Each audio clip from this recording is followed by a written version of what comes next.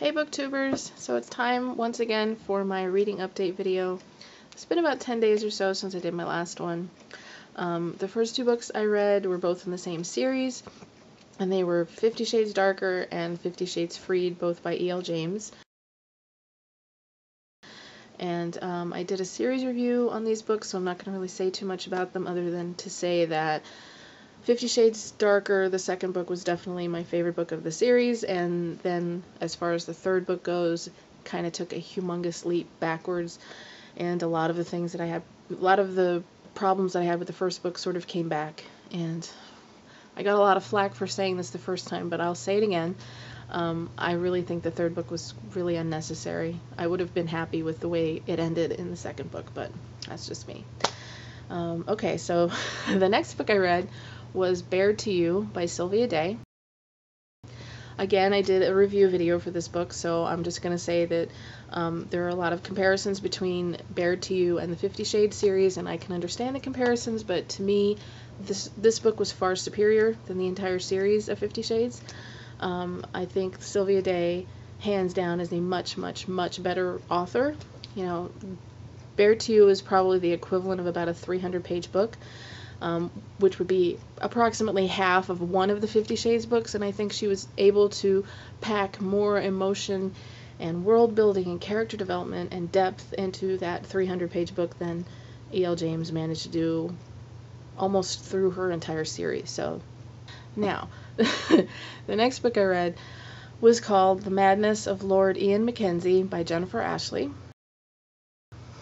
This is an historical, and on the surface, the basic plot sounds like your typical historical romance. You've got this very tortured, sort of broken hero who meets the woman who is a widow and getting ready to marry this man.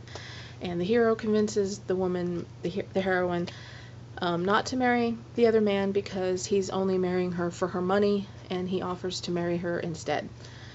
And like I said, just hearing that, you think, oh my god, you know, not another book, basically the same plot of like hundreds and hundreds of other historical romances. But actually, this book is so much more than that.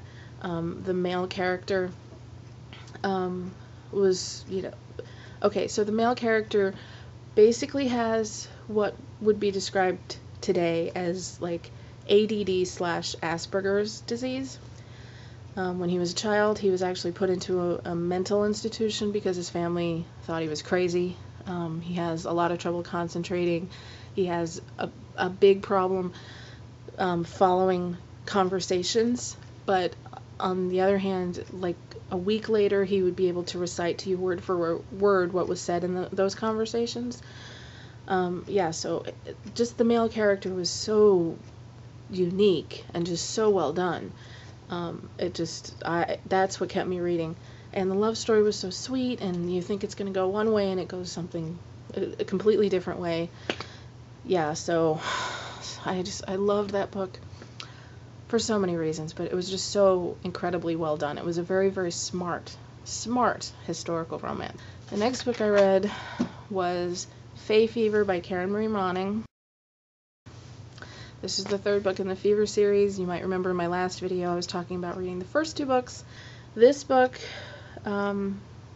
unfortunately, I did not love nearly as much. In fact, I would say that I would go so far as to say that I didn't really like this book, and the main reason is because of the ending.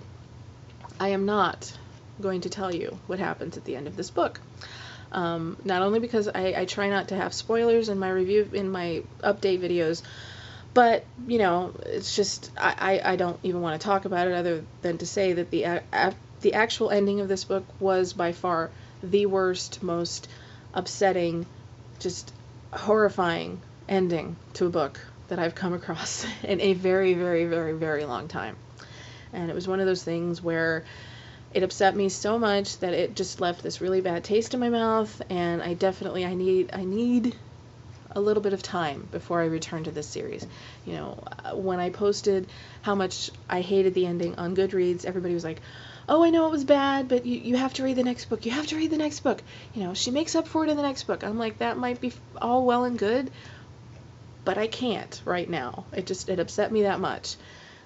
Yeah, so honestly, the ending upset me so much that I don't really remember a lot of the things that happened in the third book. I know that I probably would have given it a hell of a bigger rating. I think I ended up giving it like 2 stars on Goodreads.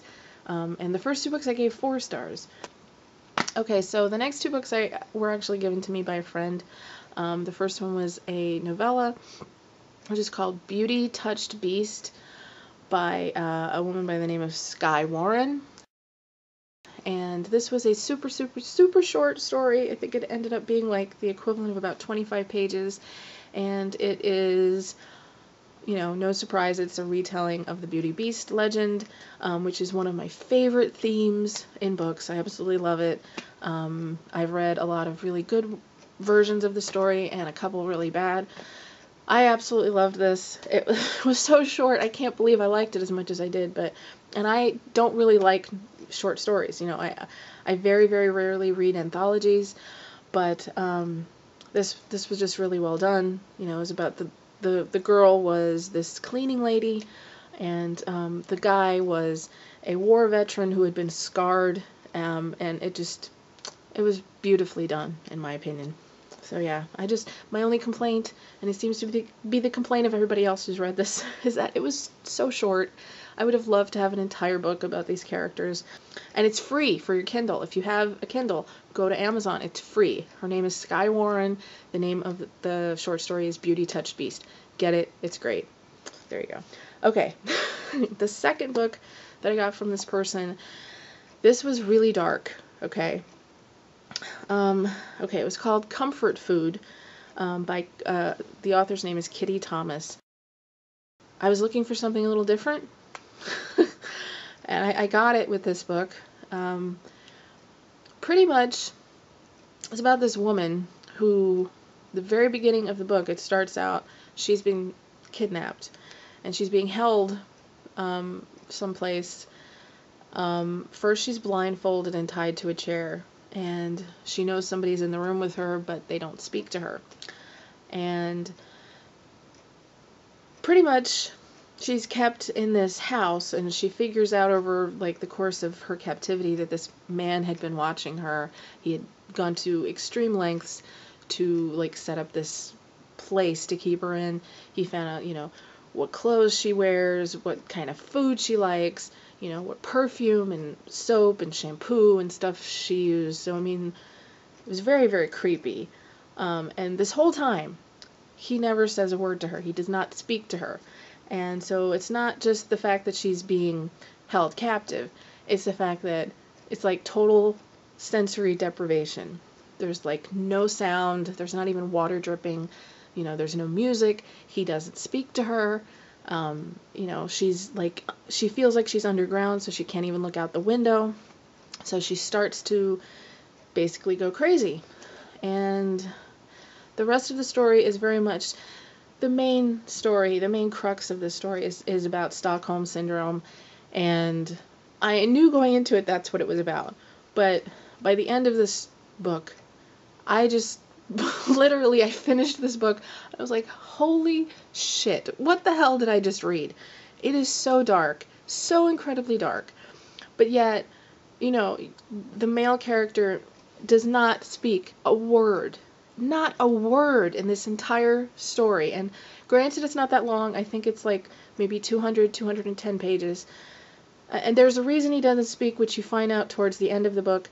And I think the brilliant part of this story is that towards about like maybe like with maybe a third left, they manage to give you a perspective of what he's thinking, even though he doesn't speak in the book.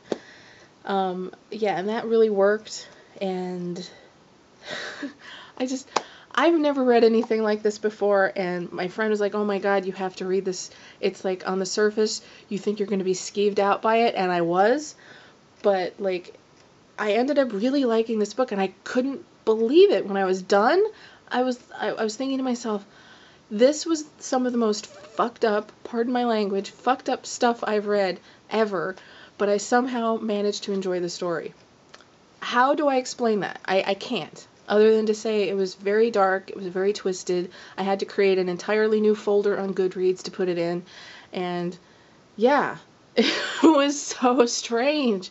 The guy, and by the way, the male character, not only doesn't he speak, I, as far as I can remember, I don't even believe he has a name.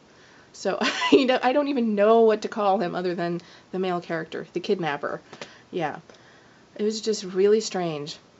Yeah, so if you're not like, if you want to read something a little different or a lot different than mainstream, and you don't mind, a very dark storyline, check this book out and tell me what you think, because I really need to talk to somebody other than just my friend who read this book to sort of tell me that it's okay that I liked this book with as dark and messed up as it was. So yeah. And finally, the last book I read, I finished it in the wee hours of the morning, was called Gabriel's Inferno, and it was written by Sylvain Renaud. I don't even know how to say his last name. Okay, but yeah, it's Gabriel's Inferno. Again, this was a book that was recommended to me after reading 50 Shades. My friend who recommended it to me said that if 50 Shades was mommy porn, this was smart girls porn. Yeah, I don't really agree with her after reading the book. I don't call it porn at all, because there was no sex. Okay, but anyway, this is about a guy named Gabriel, who would have thought, who is a professor at this university in Toronto. I don't know why I'm giggling. I swear, I still have the other book in my head. Yeah, anyway, he's a professor at this college in Toronto, and he teaches Dante and the works of Dante. And he meets this woman who's named Julia. Some people call her Julia, some people call her Julianne.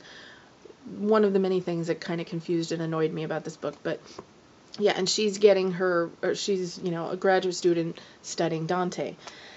And of course he's this very overbearing older man, and she's portrayed as this extremely meek, mild-mannered girl. And what is with these women in these books? In 50 Shades, Anna bites her lip and she just blushes all the time and basically can't freaking just. She's almost. I can't even believe she leaves her house sometimes. And this girl is very much like Anna, in that she's just so incredibly naive, and just the one word that came to mind while reading this book is she's extremely meek, very, very meek. And what you find out is that she actually knew him when he was a teenager. She was best friends with his sister, and they met this one time. And they had this night where they camped out by this apple tree, and she fell in love with him, and she's been obsessed with him. She stole a picture of him when he was a teenager, and she sleeps every night with it under her pillow. Stalker. Yeah, just yeah, but of course he doesn't remember her. Yeah, and there's this whole thing, there's this. Everything is supposed to be a parallel to the story of Dante and Beatrice, and at first that was really sort of interesting to me. I thought it was different, but this book was 520 pages. It got to be overwhelming after a while, just constantly, just he calls her his Beatrice, and he's her Dante, and I'm like, okay, I get it. It's a modern telling of the whole Dante Beatrice story, fine, but you don't have to say it every page. And another problem I had do you kind of get the impression that I didn't really like this book? Yeah, I started out really liking it, actually. Which is amazing to me. I started out about 20% into it. I wrote on Goodreads, and I'm I'm glad I decided to give this book a second try, because, it's really interesting. It's different, But then, sort of by about the halfway mark, it really started to piss me off. The character of Gabriel in the first half of the book is he's so mean. I mean, it's not he's just aggressive or whatever. He's mean, okay? He, like, says some things to Julia that are just horrible. I mean, he pretty much puts her down for being poor, you know, makes fun of where she lives, makes her pretty much feel worthless. But in the second half of the book, it's like he's a completely different character. He says, you know, he talks about how much he loves her and he's obsessed with her and he wants to be with her, but she's a virgin and he doesn't want to touch her because he's the epitome of evil. And I'm like, give me a fucking break. I am cursing so much this time. I really apologize. But oh my lord, it got to the point where I wanted to just take both characters and knock their heads together and just see if, like, any kind of common sense, you know, just stuck with either one of them, because they were both, talk about a hot mess. Okay, this was a hot mess.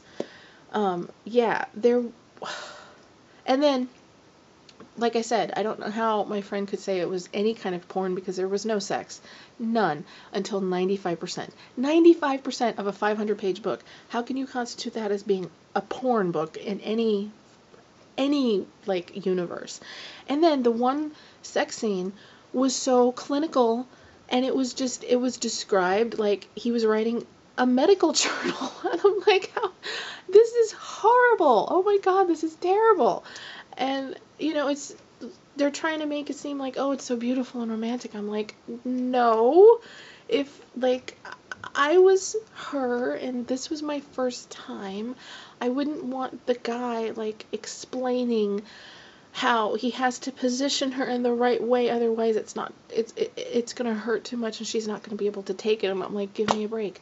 Give me a break. I did not sit up until 4 o'clock in the morning reading this book to have it end this way.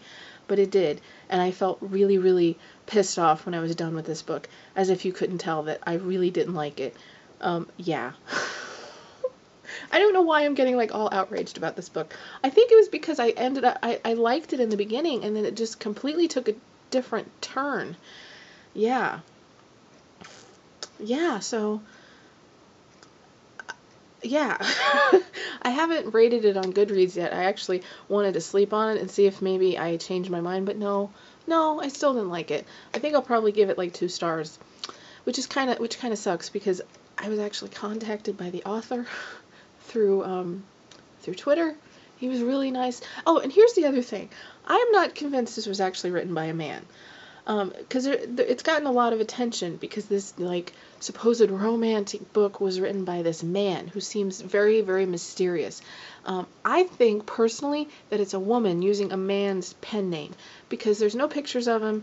He's never, like, gone to a book signing or anything like that. Even in, like, the author description at the back of the book, they never call him him. It's just they. It's just, something's rubbing me the wrong way about this book. I don't really think it was a man who wrote this book. Yeah. And if it was, then I would like to have a conversation, like, face-to-face with this person and ask them if, you know, what kind of textbook was he reading from for that love scene at the end. Because he needs to throw it out. Yeah. Go read 50 Shades of Grey and find out how you should write a sex scene. Yeah. Anyway.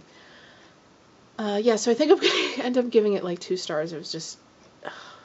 It's one of those books where I'm almost pissed that I read the whole thing. It was one of those things where I was reading it and I was like, no, it's going to get better. It's going to go back to how it was at the beginning. It's going to be enjoyable, but no. Yeah, okay, so that's it. This video is probably like a half hour long at this point, but that's pretty much all for now. Thank you for listening to my rambling. Hopefully I didn't bore you too much. As always, leave me some comments, show me some love, and until next time, happy reading, guys.